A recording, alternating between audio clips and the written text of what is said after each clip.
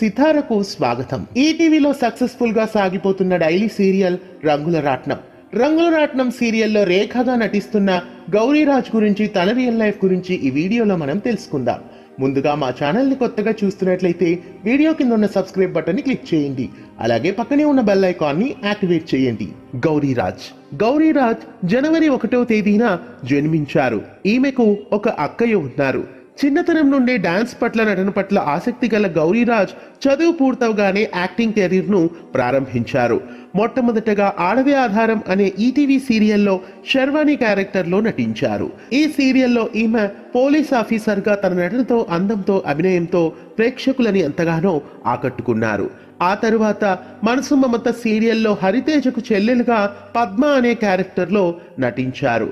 ఆ తర్వాత స్టార్మాలో ప్రసారమైన సీతామహాలక్ష్మి సీరియల్లో పట్టే అనే క్యారెక్టర్ లో నటించారు. ఇంకా జీ తెలుగులో గృహప్రవేశం సీరియల్లో భాగ్యమ్మగా నటించారు. అలాగే నిన్నే పెళ్లాడతా సీరియల్లో కనకం అనే క్యారెక్టర్ లో కూడా నటించారు. రుద్రమదేవి సీరియల్లో తిరుమల దేవిగా, అలాగే లక్ష్మీ కళ్యాణం సీరియల్లో భానుమతిగా కూడా గౌరీరాజ్ నటించారు. అలాగే కథలో రాజకుమారి, రోజా, మట్టిగాజులు ఇంకా తదితర సీరియల్స్ లో గౌరీరాజ్ నటించి ప్రేక్షకులను ఆకట్టుకున్నారు. ప్రస్తుతం ప్రేమ ఎంత మధురం సీరియల్లో రాగసుధ అనే క్యారెక్టర్ లో నటిస్తున్నారు.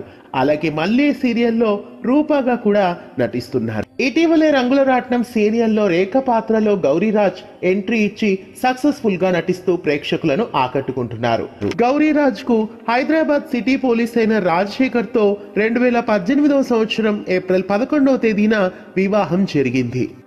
నాటి ఆడదే ఆధారం సీరియల్ నుండి నేటి రంగుల రాట్నం సీరియల్ వరకు అనుక్షణం తెలుగు ప్రేక్షకులని ఆకట్టుకుంటూ వస్తున్నారు గౌరీరాజ్ ఇలాగే ఫ్యూచర్ లో ఇంకా ఎన్నో మంచి ప్రాజెక్ట్స్ లో నటించి మునుముందుకు సాగిపోవాలని కోరుకుందాం.